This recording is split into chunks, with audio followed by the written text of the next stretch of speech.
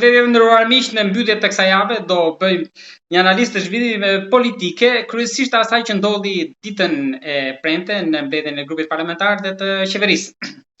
Në fakt, të ndryshe nga sa prisnin një pjesë, ndoshta edhe më optimistët, kryeministri jo vetëm që nuk bëri një hap pas, por bëri një hap para.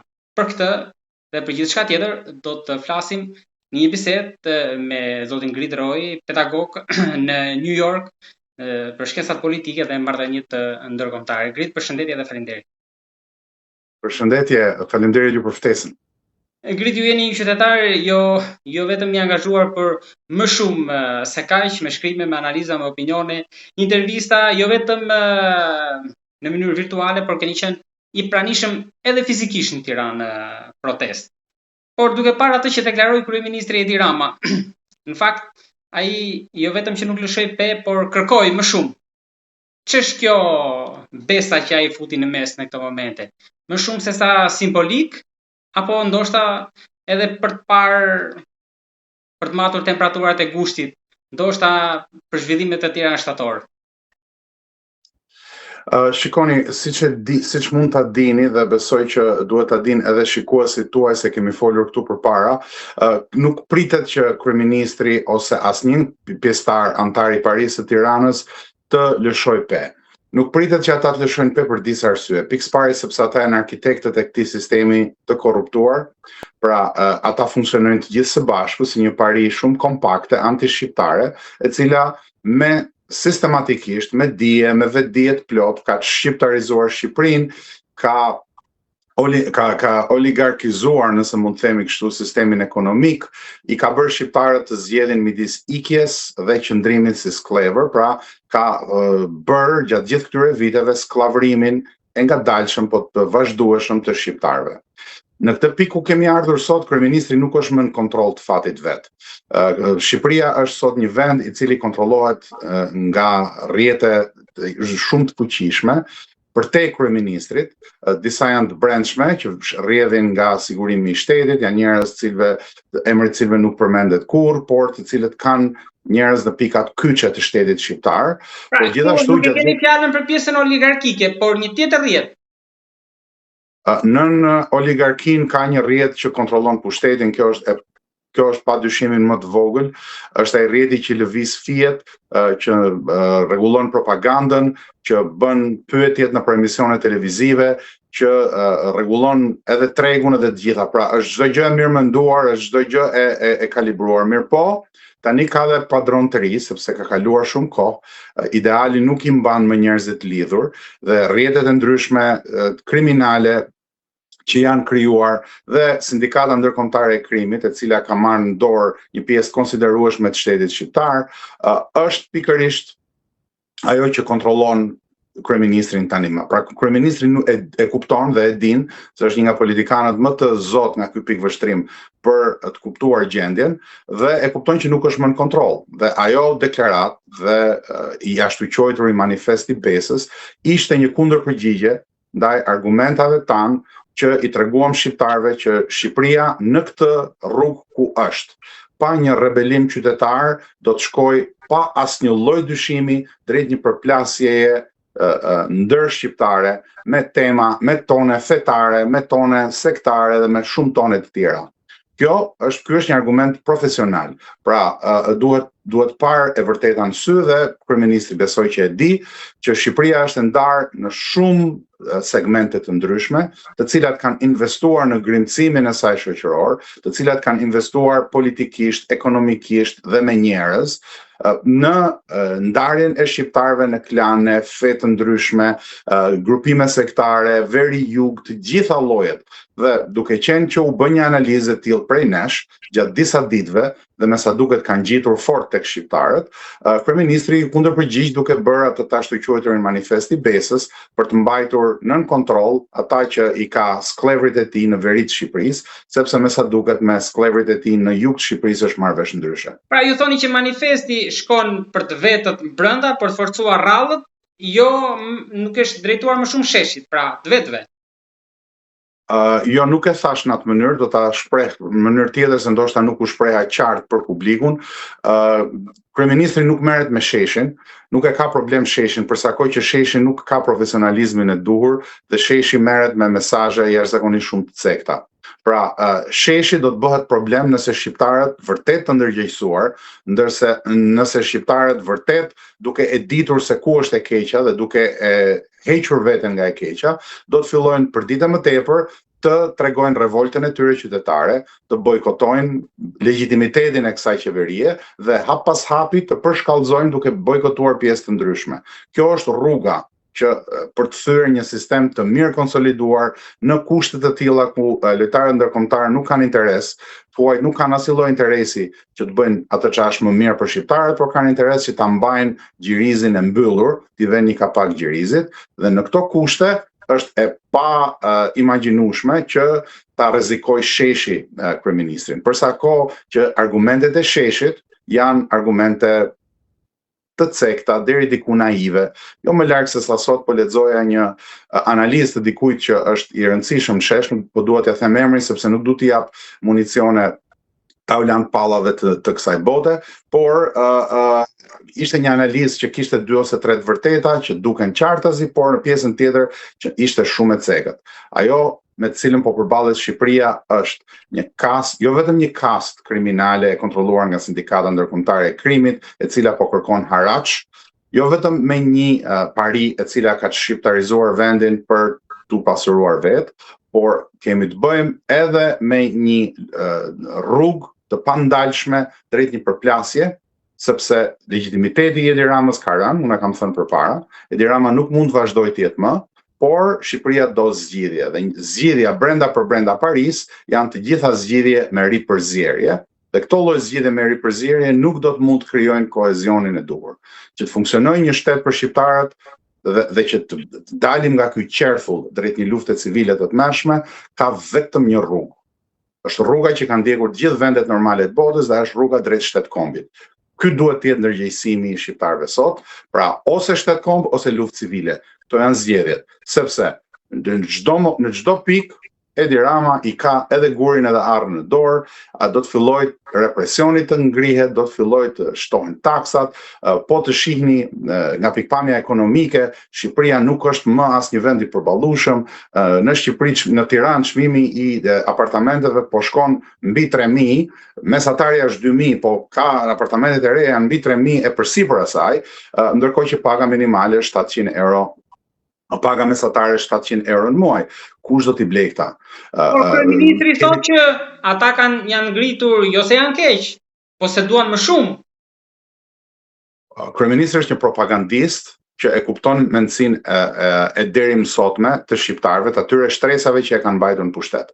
Dhe mendësia është që e keqja është larg shtëpisë time, larg xhepit tim, për të qenë më të saktë, dhe përsa kohë që xhepi im ka disa para, përsa kohë që kam ca para në dyshek, përsa kohë që kam disa apartamente këtu ande këtej, jemi në rregull. Mirë, por nuk funksionon kështu. Tani po vjen haraçi. Dhe haraçi do të thotë që shteti do t'i fus duart në xhepat e gjithkujt. Thellë e më thellë. Nuk do të mjaftojë, nuk do të ketë më siguri. Shikoni, roli kryesor që ka shteti është që të jap siguri ekonomike, politike, shoqërore për çdo individ.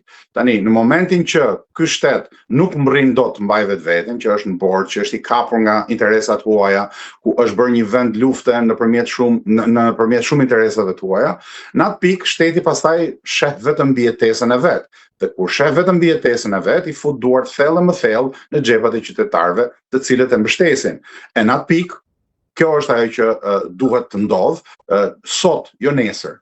Dje, jo sot. Qytetarët, njerëz shqiptarët, ata që ndjejnë veten të tillë, që duan që Shqipëria e djemve, vajzave, nipërve dhe mbesave të tyre të mbesi një Shqipëri e shqiptarëve, duhet që të kuptojnë që me këtë rrugë janë duke shkuar drejt një skllavërimi të plot në duart e dikujt tjetër, që nuk do të jetë më Edi Rama. Edi Rama nuk është më problemi themelor, Edi Rama do të bjerë. Herët ose vonë do të bjerë, por problemi tani më është skllavërimi shqiptarëve. Si do t'i dalim skllavërimit? Këtë duhet mendojë secili individ.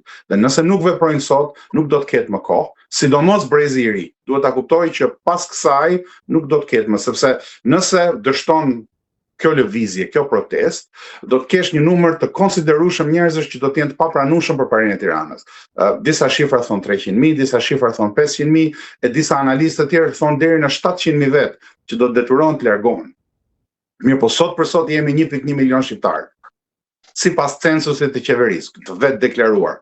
Nëse ikin 700.000, Shqipëria pastaj mbetet i atyre 13% forcës punëtore që janë duke ardhur nga Afrika, nga Azia dhe nga do tjetër, ata do të shtohen, shqiptarët do të paksohen dhe pastaj askush nuk do të ketë më fuqi që të ndërhyjë në punët e shtetit shqiptar, do të jetë një shtet multietnik, i kontrolluar nga sindikata, ndërkombëtare e krimit dhe do të kemi një vazhdimsi të kësaj gjendje që kemi sot me fytyra të reja, me xhaketa të reja e të tjerë e të tjerë. Por ndryshimi real duhet fillojë që sot.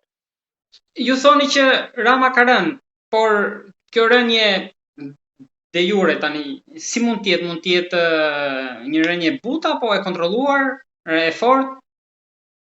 Shikoni, kur them Rama ka rënë, unë flas nga pikpamja profesionale, ndaj dhe kërkoj që çdo kush që ka dy parë mend dhe e di këtë të vërtet, t'i thot këto pikvështrimet e veta pikërisht në mënyrë profesionale që njerëzit ta dinë të vërtetën. Me fjalë thjeshta, por profesionalisht. Kur them që Rama ka rënë, i ka rënë legitimiteti. Një pjesë e madhe e popullit shqiptar, jo vetëm që nuk e pranon më Edi Ramën si kryeminist, por e urren. Mund t'ju bëj vetëm një ndërprerje, ju lutem, sepse kemi ju pyes në këtë rast jo pa shkak, sepse para disa vitesh ishte refreni i Bashës që Rama ra, nuk është më kryeminist, këndosh edhe himni, mbyllesh edhe protesta. Nesër, Rama vazhdonte, fitoi mandatin e tretë, fitoi edhe të katërtin. Pra, çfarë ndryshon tani? Sepse, protesta, por ai po vazhdon akoma. Shiko, unë e kuptoj që njerëzit duan të shohin rezultatin tani. Në një shkrim tim para 2 vjetëve kam thënë që njerëzit për hir të një peme që e kanë përpara syve nuk shohin pyllin që është mbrapa. Nganjëherë duhet parë pylli që është mbrapa. Pikës pari krahasimi që ju bëni midis meje dhe zotit Basha për mua është fyes, jo në kuptimin personal të fjalës, por në kuptimin e tipit të argumentit. Argumenti i zotit Basha është një argument shterp. Është argumenti i njeriu që nuk ka bosht politik, ishte argumenti i njeriu që ishte i kapur, që ishte vegël e Edi Ramës dhe Sali Berishës. Ashtu siç është sot Sali Berisha vegël e Edi Ramës, ashtu siç sot ka përplasje brenda Paris, por në fundit ata janë gjithë bashkë kundër shqiptarëve. Pra, ai është një lloj argumenti që i shërbente diçka e tjetër. Kjo që po them unë sot është që Edi Ramën sot nuk e pranojnë më as shqiptar të cilët deri dje e kanë pranuar. Nuk e pranon më askush si njeri legjitim. Pra ai mund të vazhdojë në politikë, por do të vazhdojë për herë më tepër si një diktator, siç ka disa vite që është bërë. Pra si diktator ai mund të vazhdojë, mund të rritet disa vite nëse njerëzit nënshtrohen, nëse njerëzit e pranojnë skllavërinë, ai mund të rritë derisa të vi fundi i vet biologjik. Ashtu siç është në krye të PD-s, Sali Berisha i cili do të rrijë atje ose familjar të tij derisa të vi fundi biologjik. Po unë nuk po them për këtë lloj përfundimi. Unë po them përfundimi i tij si një lider i pranuar i shqiptarëve, si një udhëheqës i shtetit shqiptar i pranuar nga një shumicë ka përfunduar, ka kryer indikacionet e kësaj i keni edhe në përplasjet e brendshme me dorën e vjetër e të tjera, pastaj ka disa interesa të tjera. Me sa duket aty. Urdhro? Vetëm braçe me sa duket nga poshti vjetër. Sa dhe një përplasje në të ju besoj keni lexuar edhe shkrimet në media. Çfarë ndodh? Jo keni gabim. Deputeti Braçe është nga njerëzit më pak të sofistikuar nga pikpamja e ardhmes, ai flet për çështje politike të ditës sepse aq di, aq kupton, ose ndoshta aq ja kanë caktuar detyrën, por ka disa pjesëtar të tjerë të Paris Tiranës të vjetër, duke filluar nga antar të vjetër të Partisë Socialiste që nga koha e Nanos, si Arta Dade, Ermelinda Meksi, që janë jashtë grupit parlamentar. Të cilët janë pjesëtar të thellë të Paris Tiranës, të cilët kanë privilegjet e Paris Tiranës pavarësisht se mund mos jenë parlament sot, të cilët kanë qenë atje sepse përfaqësojnë grupe të ndryshme brenda Paris Tiranës dhe një grup themelor brenda saj. Këto lloj grupesh kanë filluar të dalin haptas dhe të mos e pranojnë, ndër tjera kemi dhe më rishtar si Ditmir Bushatin apo Elisa Spiropalin. Po asnjëri prej tyre po Elisa më shumë flet për partinë se sa për qeverisjen. Kuptoj, por edhe një herë, mos u merrni me temën që keni përpara. Ata mund të thonë çfarë të duan, ne duhet të shohim çfarë mendojnë ata për ardhmen, çfarë mendojnë ata si zgjidhje. Elisa Spiropali zgjedhjen e shef që të ikë Edi Rama dhe të vijë ajo. Ditmir Bushati zgjedhjen e shef që të ikë Edi Rama dhe të vijë ai. Dhe do të vazhdojnë po të njëjtat rrjete, do të ndryshojë diçka, por asgjë. Sali Berisha është aleati i parë i Edi Ramës sot, por nëse nesër i jepet mundësia, Sali Berisha e lëshon Edi Rama dhe kapet me të tjerët, sepse në atë protest ke shumë ndikime edhe nga Ilir Meta, ke njerëz të Ilir Metës aty brenda, ke njerëz të Erjon Veliat aty brenda, të cilët janë të vetmit që kanë një urrëtie të madhe kundrejt Edi Ramës, dhe të cilët janë të gatshëm të bëjnë luftë sepse janë burg, nuk kanë çfarë humbin më. Nëse Sali Berisha e sheh veten aty, mund t'i bashkohet ai atyre, por një ndryshim që sjell Sali Berisha në pushtet nuk është ndryshim. Një ndryshim që sjell njerëzit e Ilir Metës në pushtet nuk është ndryshim. Një ndryshim që sjell njerëzit e Erjon Veliaj në pushtet nuk është ndryshim. Ndaj dhe kur e krahasohet argumentin tim me argumentin e Bashës, është argumenti Parisaj. Argumenti im s'ka të bëj fare me atë. Argumenti im ka të bëjë me atë që i intereson shqiptarëve. Çfarë duhet bëjnë shqiptarët nëse e ndjen veten shqiptar? Nëse duan të rrinë sklever, paktën nesër nuk do të kenë mundësi të thonë që nuk pati një gazetar që nuk i bëri pyetjet dhe një studiues që nuk i dha përgjigjet. Pra, edhe ju po i bëni pyetjet, edhe unë po ja përgjigjet. Nëse njerëzit duan ta përqafojnë Shtet Kombin, manifestin e Bletës shqiptare, cilin ne kemi publikuar që në 2016, i cili gjendet në internet. Ne së bashku kemi folur edhe përpara se sa të niste protesta për këtë, kështu që Pikërisht pra. Ka jo vetëm me ju, po dhe me grupin e podcasterave të tjerë, të cilët janë të interesuar të dëgjojnë të vërtetën, është thënë e vërteta prej shumë vitesh. Mirë, po tani njerëzit kanë vëmendjen dhe në këtë pikë duhet thënë. Dhe në këtë pikë po e jap në mundësinë më të madhe të mundshme që ta dëgjojnë njerëzit, po përpiqem që ta them vërtetën sipas meje, siç e mendoj unë brenda asaj që kuptoj unë, por mendoj se e kuptoj shumë më mirë se sa të gjithë ata që mendojnë që organizojnë kuvende e gjëra të tilla me cilat Edi Rama fshin xhelin nga flokët për të mos thënë diçka tjetër. Do kalojmë dhe aty, po më lejoni që bëj një pyetje për atë që ju theksoni që po shtrohet rruga për atë që do vinë pas Ramës. Sigurisht sepse nuk ka zgjidhje legjitime për Ramën. Rama e din që nuk ka me legjitimitet. Nuk ka me legjitimitet as brenda për brenda. Ai përpiqet me të gjitha llojet e mënyrave të ikë nga Shqipëria pa traumë. Problemi që ka Rama është që është peng. Edi Rama është peng sot. Ai nuk ikë para atij, se tik në mënyrë të butë apo jo?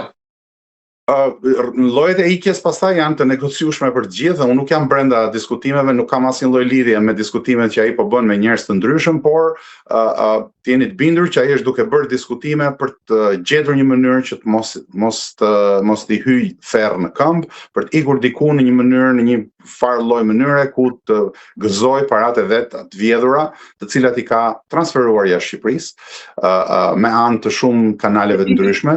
Ju lutem, ju besoni ajo që thotë zoti Berisha për transportin e parave me avion, shumave të mëdha? Sali Berisha thot vetëm çerek të vërteta dhe i thot vetëm për interesin e vet.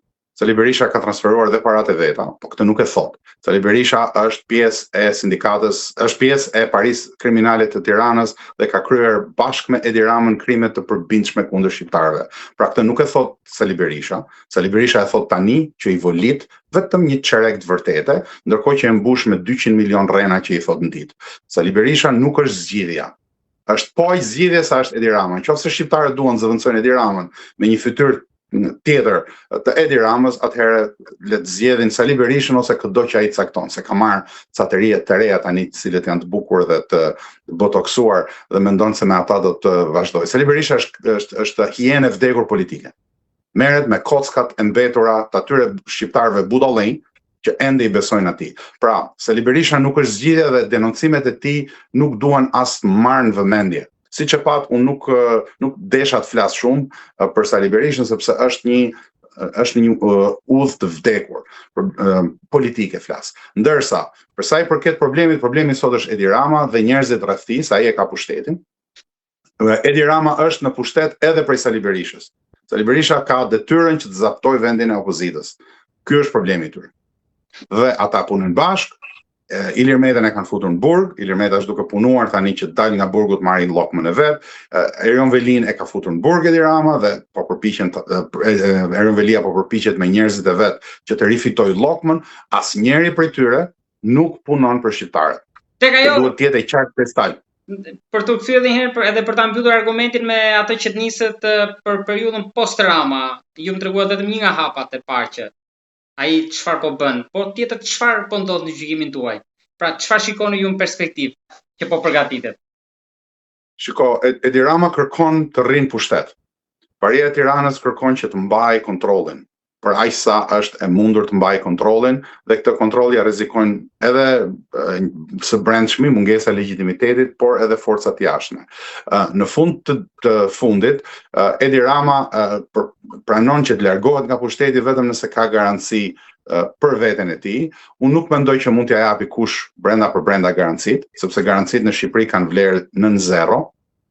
Por ai përpiqet që të gjejë një mënyrë që të mos jetë më strumbullari i të gjithë problemeve dhe të mos jetë ai pjesa ku goditet Paria e Tiranës. Paria e Tiranës ka disa lloje zgjidhjesh, ka një zgjidhje me ripërzierje, siç e përmenda, ka një zgjidhje të tretë nga njerëz që janë shesh, janë hienat e sheshit, siç i kam quajtur përpara edhe këtu me ty, të cilët thithin nga energjia, mbledhin firma dhe bëjnë gjëra të tilla që nesër pas nesër të fitojnë me demek një lloj legitimiteti. Asnjëri prej këtyre nuk ka as qartësinë dhe as dëshirën me punu për shqiptarët, sepse deri më sot nuk kanë punu për shqiptarët. Deri më sot ju kanë fut njerëzve dorën në xhep thellë, do të vazhdojnë t'ju afusin thellë dhe kanë shkel mbi gjakun e shqiptarëve. Këtyre njerëzve s'mund t'ju besohet, këta janë vegla të Paris Tiranës. Pra, Paria e Tiranës i ka 2 ose 3 skenare të ndryshme, ajo dora e fshet, gjitha pastaj varen nga situata ndërkombëtare, si do ndërhyjnë të huaj, sepse aty brenda ke ndërhyrje pafund të aktorëve të huaj, evropian kryesisht, po ke edhe deri kinez, ke edhe rus, ke gjitha llojet e mishmasheve ndryshme, ke shishin brenda në protest që ka njerëzit e vet, të cilët bërtasin fort për organizime gjëra të tilla. Pra, çdo gjë është deri më tani e kontrolluar. Vetëm gjë që nuk kontrollon dot Paria e Tiranës është fryma e protestës. Është ajo që njerëzit mendojnë brenda tyre. Është arsyeja e vërtetë pse njerëzit dalin në shesh. Këtë ata nuk e kontrollojnë dot dhe e kanë shumë frikë. Ndaj dhe unë ju bëj thirrje të gjithë shqiptarëve që sot është momenti të rebelohen, një rebelim qytetar, një bojkotim i çfarëdo lloj gjëje, sa e vogël. S'ke mundësi të bësh një diçka më të madhe, bojkotoj gjë të vogël. Hidh një gur në atë kalan që do ndërtohet nesër.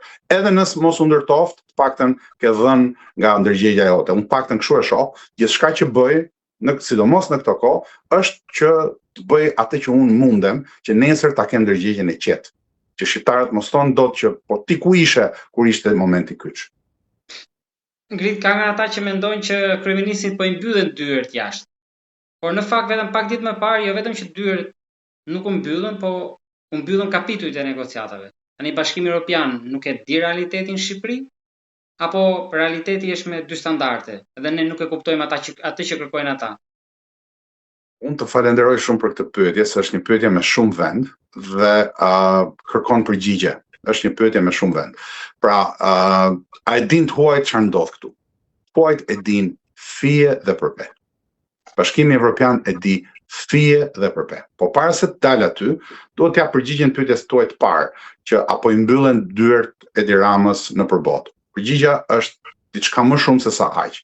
Dyert Edi Ramës janë mbyllur me kohë. Pavarësisht se si njëri që është në pushtet, ai përfaqëson shtetin shqiptar dhe bota duhet të merret me dikë që përfaqëson shtetin shqiptar. Cili do qoftë ai. Edhe pse e din kush është, edhe pse ka 4 çështje të hapura në perëndim, jo 1, jo 2, 4 të hapura për arsye të ndryshme, të cilat rrinë aty dhe e mbajnë peng. Edhe pse ata e din se kush është ai, edhe pse e din që i kanë nxjerrë parat jashtë, me letra, me dokumenta, ku, si, qysh, tek, janë gjëra të ditura prej tyre, prej shërbimeve të tyre etj. Ata nuk kanë asnjë lloj interesi që të fusin dorën në një gjiriz siç është Shqipëria sot dhe të ndyjnë dorën e tyre për të rregulluar mixhlisin ton. Problemi që kemi ne shqiptarët është që ne mendojmë se Evropa me zi po pret vit na shpëtoj ne.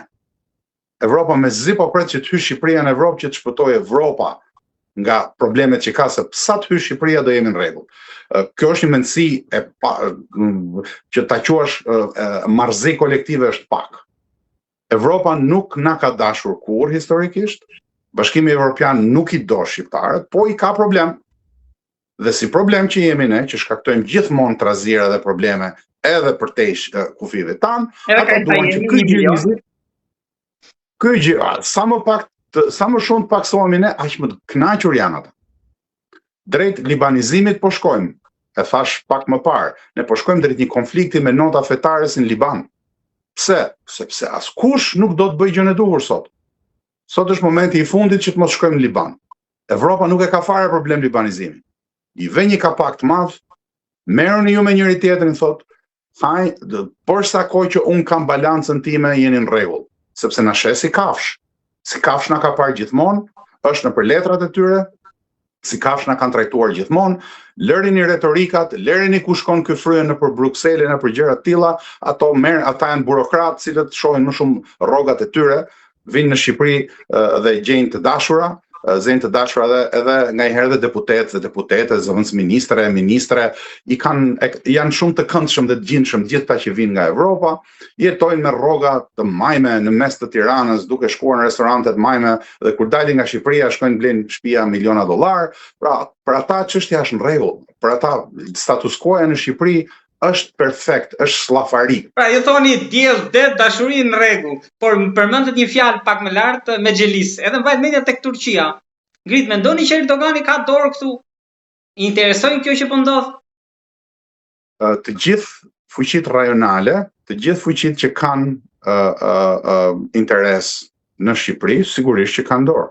Pa dyshimin më të vogël, siç ka edhe Hizmeti, që është Fetoja, ishte Fetullah Gülenit, siç kanë dhe shumë organizata të tjera. Nuk diskutohet ajo që një vend i fuqishëm si Turqia është një nga vendet që prodhon, që ka industri armatimesh më të mëdha, që po synon të jetë fuqi në lindjen e mesme. Dhe sigurisht që në Shqipëri ka interesa të veçanta, siç i ka pasur edhe në Ilirit, siç i ka edhe në Bosnjë, siç i ka edhe kudo ku ka shtrirë rrjetet e veta. Kështu që normalisht që edhe Turqia ka interesat e veta, siç i ka dhe Greqia, siç i ka dhe Serbia, siç i kanë të gjitha vendet e ndryshme. Problemi nuk është kush ka interesa dhe kush po ndikon. Problemi është çfarë po bëjmë ne shqiptarët. Çfarë shteti kemi ne? Ne kemi një shtet që është gati, për ta thënë në fjalë popullore, të ngrej bluzën, për mos thënë as fjalën tjetër, të pantallonave, kujdo që ja kërkon. Për sa kohë që këta rrinë pushtet, për sa kohë që këta janë miliarderë, për sa kohë që këta japin tendera, për sa kohë që këta shpëlajnë paratë e drogës e llumit të gjithë botës, duke ndërtuar beton në bregdetin tonë të mrekullueshëm, dhe për sa kohë që njerëzve ju duket sikur po hynë në Evropë. Kjo është marrëzi kolektive. Këtë vetëm të marrët mund ta pranojnë. Për të pritur në shesh, ju keni një tjetër këndvështrim për atë që po ndodhet, duhet të ndodhë në shesh, folët e për naivitet pak më lart. Kritikuat edhe atë që strukturën që disa i quajnë kuvendi qytetar, që më tej do krijojë një bord edhe të tjera struktura të tjera. Kam parë dhe reagimet tuaja, replikat, diskutimet në rrjetet sociale mes një prej tyre me Castillo Çipin që ju kam ndjekur. Pra, ku puqeni dhe ku ndaheni me gjithë këta, nisim nga sheshi te kuvendi, por edhe individ veçantë? Shiko, problemi që ka kuvendi nuk është thjesht që është ndërtuar një kuvend, se në fundit le ta bëjnë kuvendin edhe le të bëjnë sikur. Janë dy probleme të bazë. Problemi i parë bazë është ai që përmenda pak më parë. Që me qasje të tilla, me njerëz që nuk kuptojnë as se ku janë vetë, me njerëz që kanë dështuar në përpjekjet më parshme, me njerëz të cilët nuk e kanë idenë se kush është paria e Tiranës dhe që janë pjesë e Parisë Tiranës. Në atë kuvend ke shumë njerëz që janë pjesë e Parisë Tiranës. Në atë kuvend ka shumë mishdhije, por edhe po e tekaluam këtë. Edhe po e tekaluam kush janë njerëzit dhe të shohim idenë. Ideja mund të ishte një diçka që funksiononte, nëse do të ishte bërë sistematikisht, me qetësi, duke fituar legjitimitet, duke u bërë kjo punë në mënyrën e duhur ashtu siç duhet. Mirë po, nguti për të cilin unë e kam denoncuar, ishte pikërisht shenja që kjo ishte arma më e mirë që ka Edi Rama për t'i zhvlerësuar ata. Në radhë parë sepse ata thonë gjëra naive dhe bëjnë bullolliqe plot. Në radhë të dytë sepse Edi Rama ka kaluar në përduar si një nga pjesëtarët më të zot Paris Tiranës. Mos harroni që Edi Rama ka thyer peshat forta politike si Fatos Nano, Ilir Meta, cilin e ka futur në burg, largoi Gramozruçin nga politika, herë duke e joshur dhe herë duke e larguar. Pra, këtu flitet për njerëz që kanë peshë shumë të madhe politike, të cilët janë pjesë të një regjimi që ka 80 vjet që ekziston në Shqipëri, që ka frenat e pushtetit në Shqipëri. Kur ka thyer këta, i lutem shumë tani me gjithë respektin që kam për zotin Çipi si regjisor teatri, unë mendoj që zotin Çipi e fut në një xhep të vogël të xhaketës dhe e mban aty dhe nuk e ka fare problem. Problemi që ka protesta sot është që nuk kupton ato paktën grupi, se protesta nuk do thojë që nuk e kupton, po grupi nuk e kuptojnë pozicionin e tyre. Nuk e kuptojnë që protesta nuk është e tyre, nuk ka tapi kjo punë, nuk ka tapi për ta. Ata kanë meritin që e kanë prur punën deri këtu. Dhe kjo merit duhet ju njihet dhe unë ja kam njohur publikisht kujtdo që ka qenë aty. Besoj që zoti Çipi nuk ka qenë atje nga i grupi, po janë një grup. Tani, përteksa ata duhet kuptojnë që tani ka ardhur, janë në limitin e tyre, nuk kuptojnë më se ç'po ndodh me ta. Janë duke u marrë me cicmisllëqe të vogla, janë duke u marrë me gjëra të cilat nuk i kuptojnë. Atëherë duhet dëgjojnë ata njerëz që kanë 30 vjet e 35 vjet, si profesor Shenasi Rama, të cilët ju kanë bërë të qartë se ku është loja, si luhet loja, si fitohet loja dhe çfarë duhet bërë. Në fundit, këtu kërkohet një sakrificë, këtu kërkohet një grup njerëzish që të vetë sakrifikohen. Nuk kërkohet këtu të bëhet parti, se po bë parti, kjo fusin dorë, kanë dalë gjithë garush dhe gjinte kësaj bote dhe duan ndërtojnë parti. Në atë grupin e kuvendit, për shembull, ke një njeri që ka marrë 1 milion euro nga Erion Velia.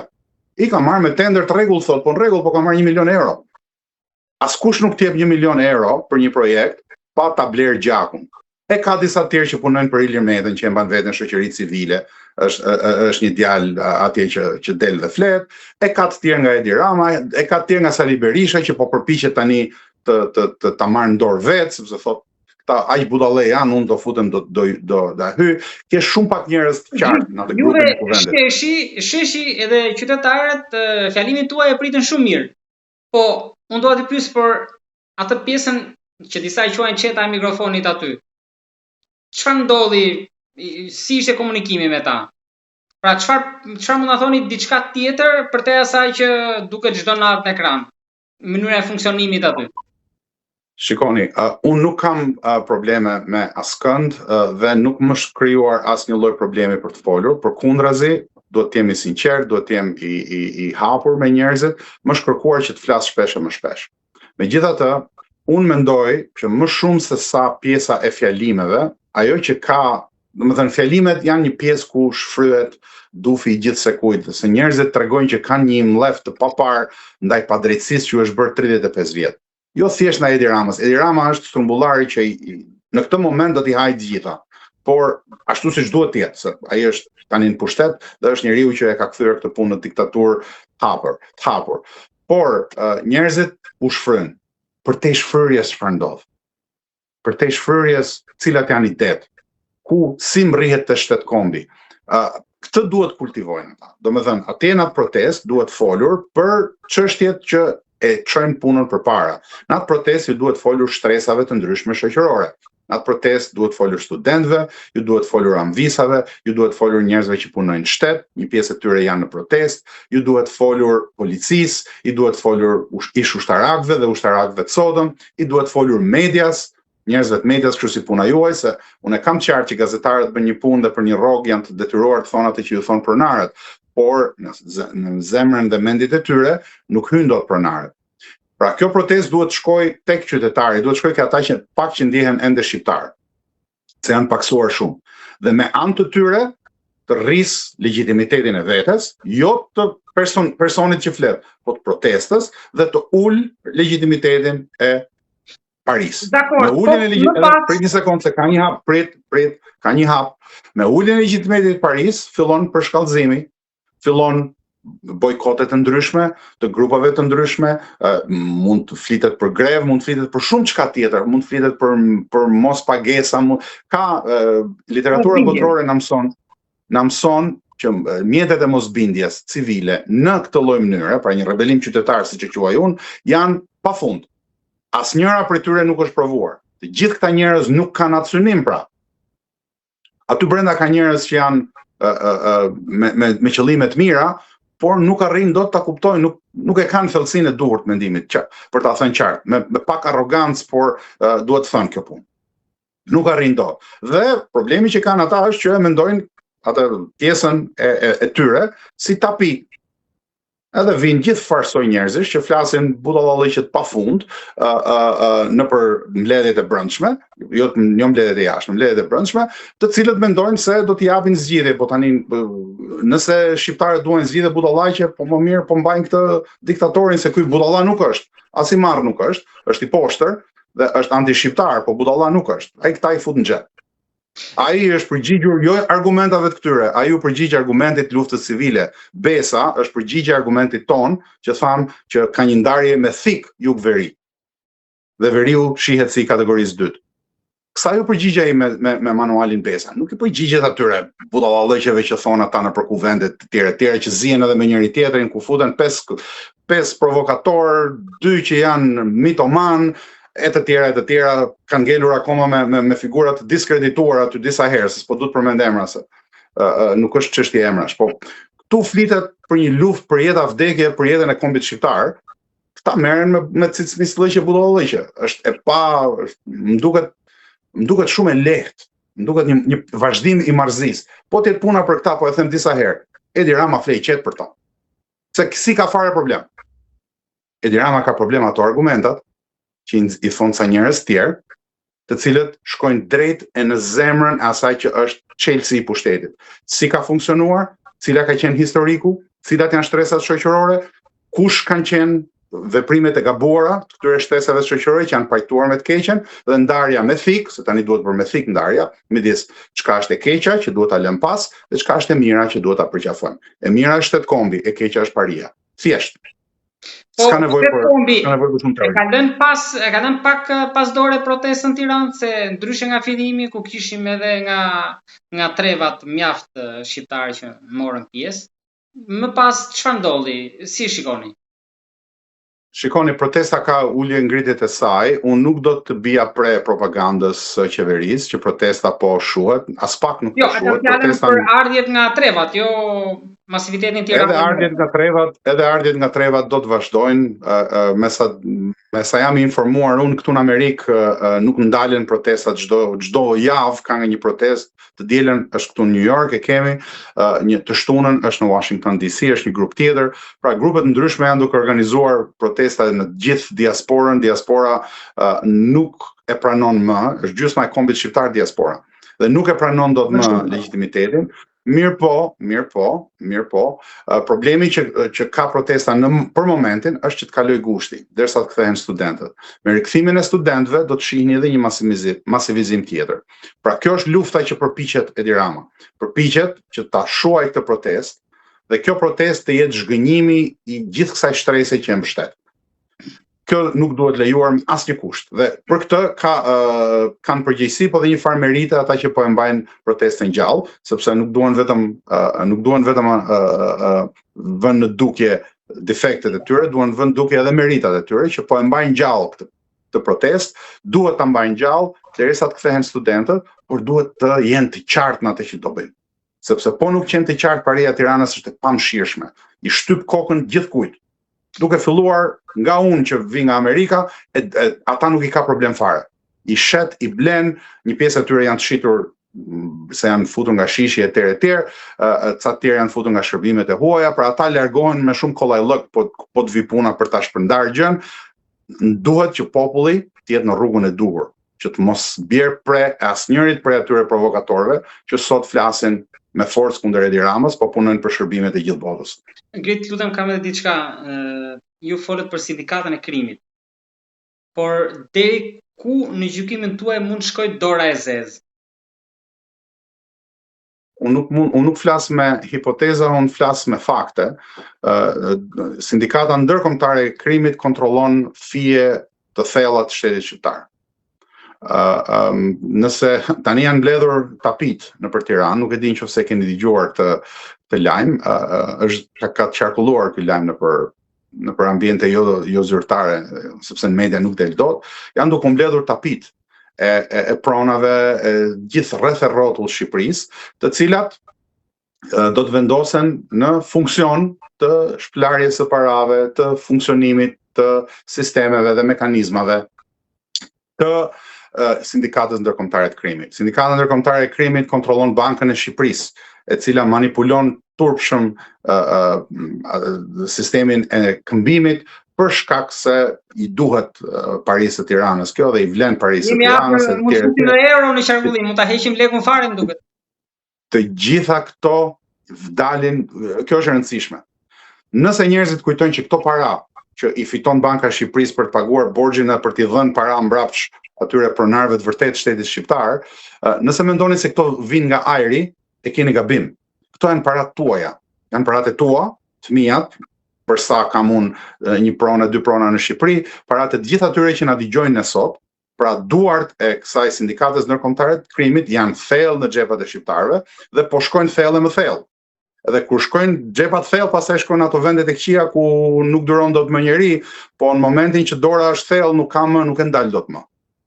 Dhe këtë duhet ta mendojnë shqiptarët, që dora ka hyrë thellë, po hyn akoma dhe më thellë, çdo pronar i ri kërkon haraqin e vet ndaj qytetarëve dhe haraqi i tyre është që bindje deri në fund, ata që kanë mosbindje, ata duhet të dalin nga Shqipëria dhe të bëhen emigrantë, siç janë bërë gjysma e kombit.